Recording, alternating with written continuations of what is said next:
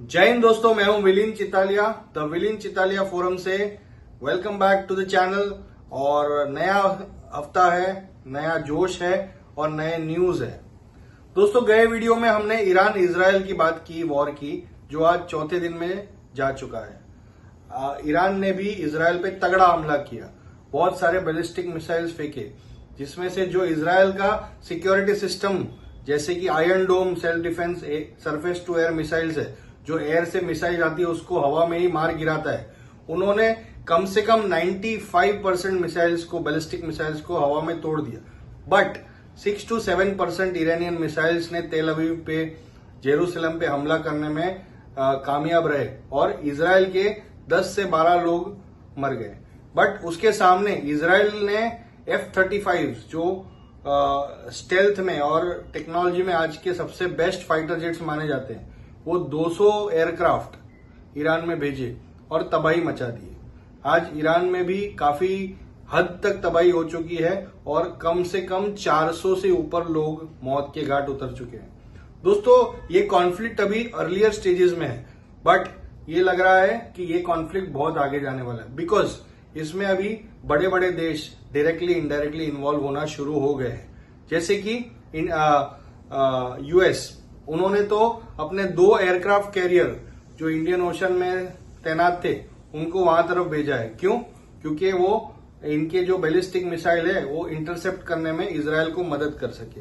और भी देश जैसे कि रशिया, फिर है चाइना, ये सब लोग भी इन्वॉल्व होना शुरू हो गए, बिकॉज ईरान को बहुत सारे रशियन मेड ड्रोन्स की सप्लाई हुई है और उनके जो ड्रोन्स है वो रशियन मेड ही है। दोस्तों, वॉर एक तरह से एक मनी मेकिंग बिजनेस है। मतलब जो लोग इसमें इन्वॉल्व होते हैं they can sell their arms, weapons, और जो लड़ रहे हैं उनके पैसे उनको जाता है। Nothing is free.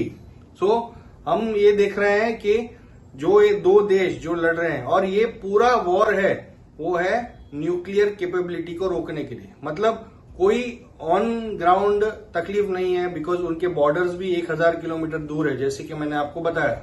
But Israel के प्राइम मिनिस्टर का कहना है कि पहले हम ईरान को न्यूक्लियर बम नहीं बनाने देंगे, और दूसरे में इसका लिस्ट में उनका नाम है पाकिस्तान को।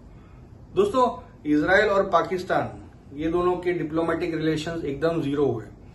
दोस्तों, ये सब तो गतिविधियां हो रही है, बट हमारे ग्रेट नेबर पाकिस्तान ने भी ये वॉर ऑफ वर्ड्स में एंट्री मार ली है। कल पाकिस्तानी पार्लियामेंट में उनके डिफेंस मिनिस्टर ख्वाजा आसिफ, उन्होंने ये बयान दिया कि हम ईरान के साथ खड़े हैं, हमारा वो बिरादर मुसलमान मुल्क है और हम उसके साथ जंग करने के लिए रेडी है, वो हमारे हमसाये हैं और हमें हमसायों के साथ अच्छे रिलेशन रखने चाहिए। दोस्तों, ये ऐसा एक जोकर है जिन्होंने कुछ वीक्स पहले ही ऑन लाइव टेलीविजन कहा था वर्ल्ड को कि हम टेररिज्म को सपोर्ट करते हैं। हमने 30 साल अमेरिका का डर्टी वर्क किया है, जिसको बोलते हैं टेररिज्म को सपोर्ट करना।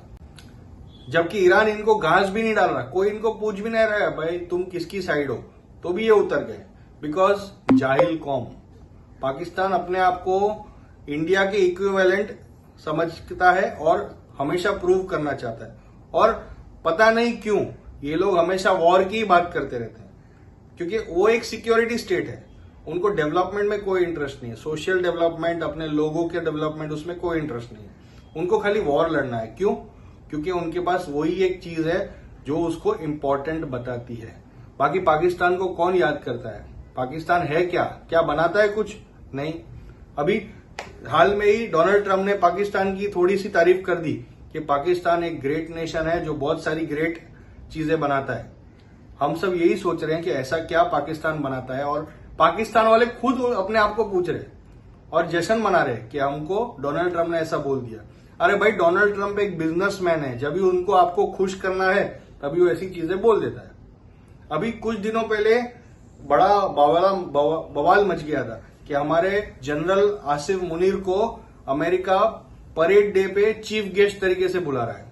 तो पाकिस्तान कौम ऐसी है जो जरा भी रेलेवेंट इंटरनेशनल चीजों में नहीं है, बट अपने आप को इंपॉर्टेंस दिखाना, वी आर द बेस्ट, ऐसा ही बोलना, ये उनके खून में है। और उनकी जनता को ऐसा चूरण बचपन से खिलाया जाता है कि इंडिया एक दुश्मन मुल्क है।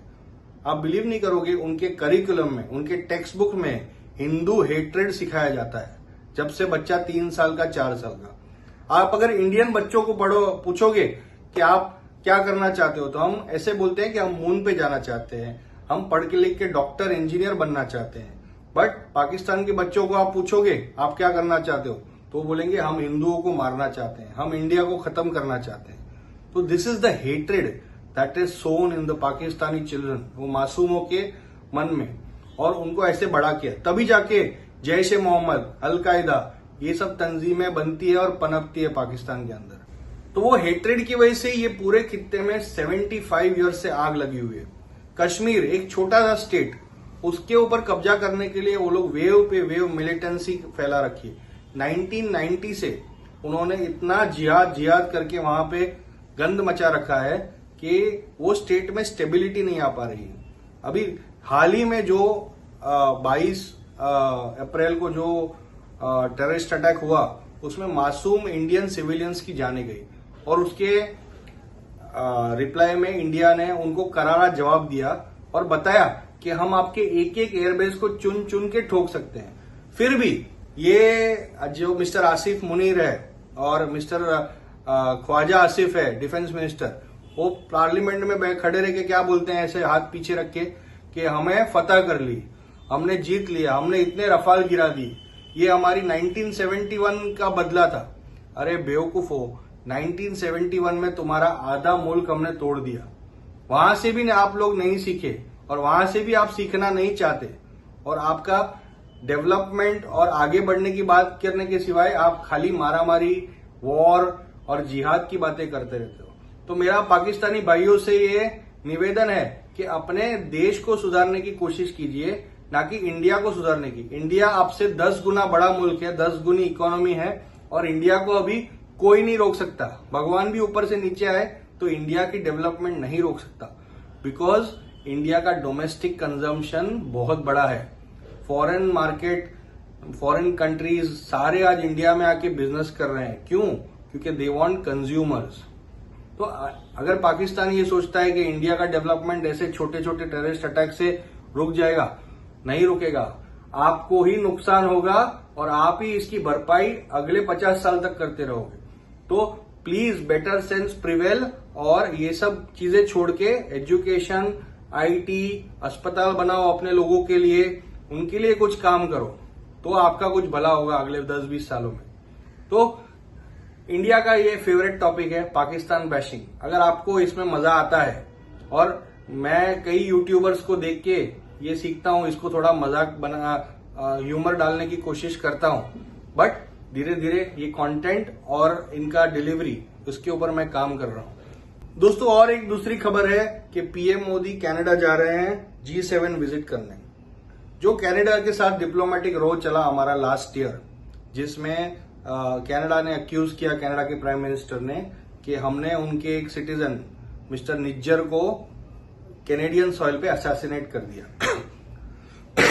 दोस्तों, जिस प्राइम मिनिस्टर ने ये एक्यूजेशन किया, उन्होंने तो अपनी प्राइम मिनिस्टरशिप ही गवा दी, बिकॉज वो एक ऐसा आदमी था जो ना जाने, ना सबूत जाने, ना कुछ पड़ताल किए, ऐसे ही उन्होंने अपने पार्लियामेंट हाउस पे इंडिया जैसे इतने रिस्पॉन्सिबल और बड़े कंट्री को अक्यूज किया था।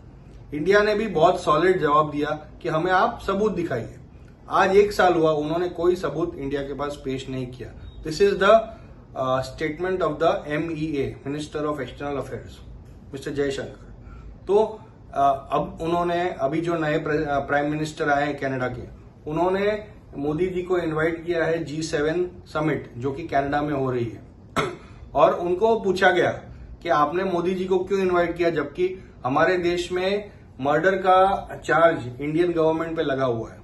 तो उन्होंने कहा कि this is not a bilateral meeting, ये G7 बड़े देशों का एक मीटिंग होता है, और इंडिया लास्ट 7 टाइम से G7 का अटेंडी रहा है, तो हम इंडिया को कैसे इग्नोर कर सकते हैं। इंडिया को तो टेबल देना ही पड़ेगा।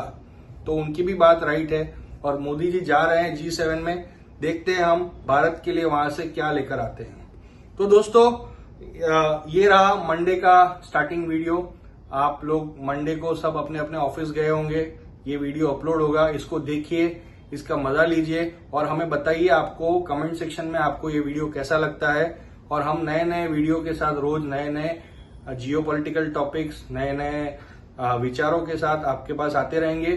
तो आप ये वीडियो को लाइक करें, सब्सक्राइब करें और शेयर करें, तो हम आप तक मैक्सिमम लोगों तक पहुंच पाएंगे।